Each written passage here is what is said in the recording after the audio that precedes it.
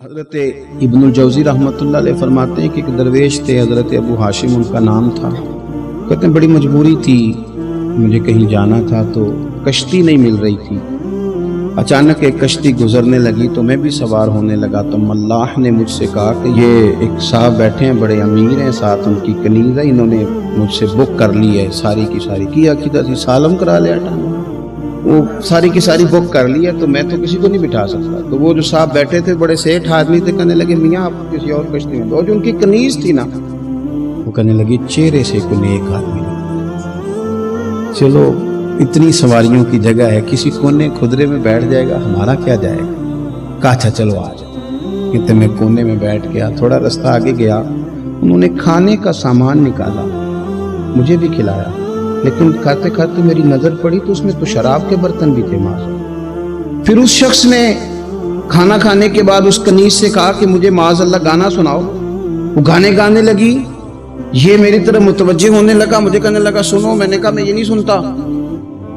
پھر میری طرف شراب بڑھائی، میں نے کہا میں نہیں پیتا۔ تو کہنے لگا تو کیا سنتا ہے، تو کیا سنتا ہے؟ تو کہنے لگے میں سناؤں کیا سنتا ہوں؟ کہا سنائیے۔ فرماتے میں نے قرآن پاک پڑھنا شروع کر دیا۔ کچھ لوگ، میں آپ کو یقین سے کہتا ہوں، کچھ لوگ ایسے ہیں جن کی زندگی دور گزر گئی ہے مسجد سے، انہیں کوئی بندہ چاہیے جو تھوڑا سا جا کے پیغام حق سنائے۔ یعنی ان کو پتہ ہی نہیں ہے کہ دین میٹھا کتنا ہے، حسین کتنا ہے، قرآن میں چاشنی کتنی ہے، سرکار کی تعریف کا، نعت خوانی کا رنگ کتنا شاندار ہے۔ میرا یہ ماننا ہے کہ جسے رب رسول کے رنگوں کی خوشبو کا پتہ چل گیا نا، پھر دنیا کا کوئی اور رنگ اسے اپنی طرف مائل کر ہی نہیں سکتا، سوال ہی پیدا نہیں ہوتا۔ کچھ لوگوں نے سونگا نہیں ہے، آئے نہیں ہیں، قریب نہیں آئے۔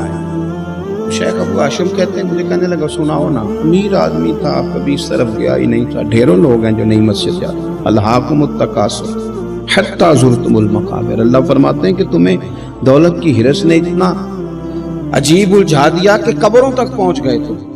بہت سارے لوگ ہیں قبر میں چلے جاتے ہیں، مسجد میں نہیں آتے۔ تو کہتے ہیں میں نے اسے چند آیتیں سنائیں، اس کی تو کیفیت ہی بدل گئی۔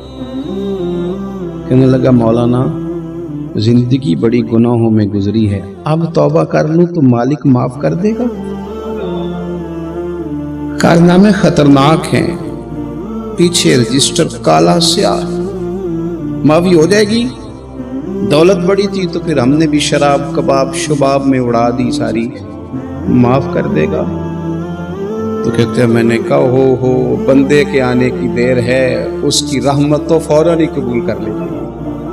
ویسے بھی عدل کریں تے تھر تھر کمبڑ، اونچیاں شانہ والے تجھے فضل کریں تے پھر تے بخشے جامن میرے جے منہ کالے۔ کہتے اس نے اس کنیز کو آزاد کیا، دولت اللہ کی راہ میں خیرات کی، 40 سال میرے ساتھ رہا۔ پھر میں نے اس کی زبان سے سوائے خیر کے جملہ نہیں سنا، ایک کی بات کرتا تھا، کہتا تھا شیخ کاش آپ مجھے تھوڑا پہلے مل جاتے، زندگی سے یہ گلہ ہے کہ تو ذرا دیر سے ملا ہے، پہلے مل جاتے نا تو شاید میری زندگی کچھ اور دن بن جاتے، تھوڑی دیر اللہ والے کی صحبت۔ آپ فرماتے ہیں پھر وہ 40 سال کے بعد میرے سامنے انتقال ہوا، میں نے ہی دفن کیا، میں نے ہی قبر میں اتارا، جنازے کا اہتمام بھی میں نے ہی کیا۔ میرا یار تھا، دل لگ گیا تھا، پیار ہو گیا، میں پریشان رہتا۔ ایک دن خواب میں مل کے مجھے کہنے لگا فکر نہ کر، میں نے اپنے رب کو بڑا ہی مہربان پایا ہے، میں نے اسے بڑا کریم پایا ہے، معاف کرنے والا پایا ہے، درگزر کرنے والا پایا ہے، اس نے فضل فرما دیا، میرے گناہوں پر اس کے عفو و درگزر کا قلم چل گیا ہے، اور میرے حق میں جو فیصلہ آیا ہے وہ رحمت والا ہی آیا ہے۔ جو لوگ کہتے ہیں نا میرا دل نہیں بدلتا، جو لوگ کہتے ہیں میری کیفیت نہیں بدلتی، ذوق نہیں آتا، تو یہ حدیث بتاتی ہے کہ ذوق بھی کوئی خاص صحبت میسر آئے تو پھر ہی قائم رہتا ہے۔ وہ جو محبوب علیہ السلام نے فرمایا نا کہ اللہ کا بندہ وہ ہے جسے دیکھو تو رب یاد آ جائے۔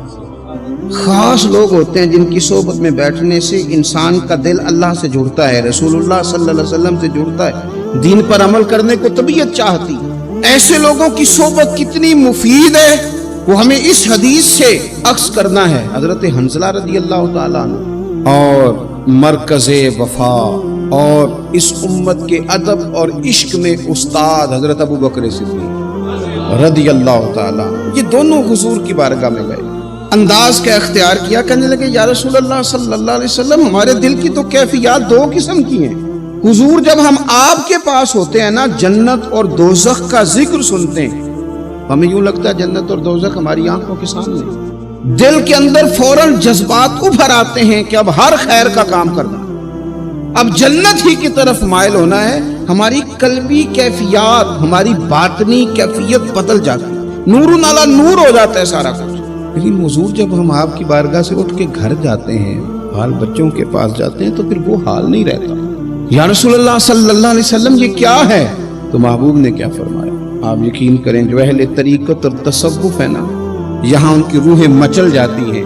حضور فرمانے لگے حالت ایک طرح کی نہیں رہتی، ہاں اگر تمہاری وہی حالت رہے جو تمہاری میرے پاس ہوتی ہے، اگر کیفیت باطنیہ وہی رہے جو میری بارگاہ میں ہوتی ہے، تو فرمایا تم بستروں میں موجود ہو اور فرشتے آ کے تم سے سلام کریں، تم ابھی رستوں میں ہو اور فرشتے تم سے ملاقات کریں، اگر تمہاری کیفیت وہ بن جائے جو یہاں ہوتی ہے، اگر تم اسی پر جم جاؤ، وہی حالت ہو جائے، تو فرشتے گویا آئیں تمہاری زیارت کے لیے، تمہاری ملاقات کے لیے فرشتے آئیں۔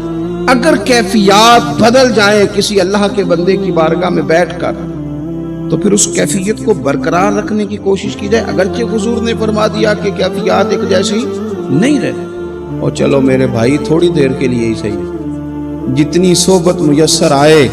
شاید اسی لیے امام اعظم ابو حنیفہ رحمۃ اللہ علیہ کی عمر 60 سال سے زیادہ تھی، تو کسی نے پوچھا حضور کتنی عمر ہے؟ فرمایا عمر ہے 3 سال۔ حضرت آپ تو علم، عمل، روحانیت، معرفت کے شاہ سوار ہیں، تو ساری داڑھی سفید اور آپ کہہ رہے ہیں 3 سال۔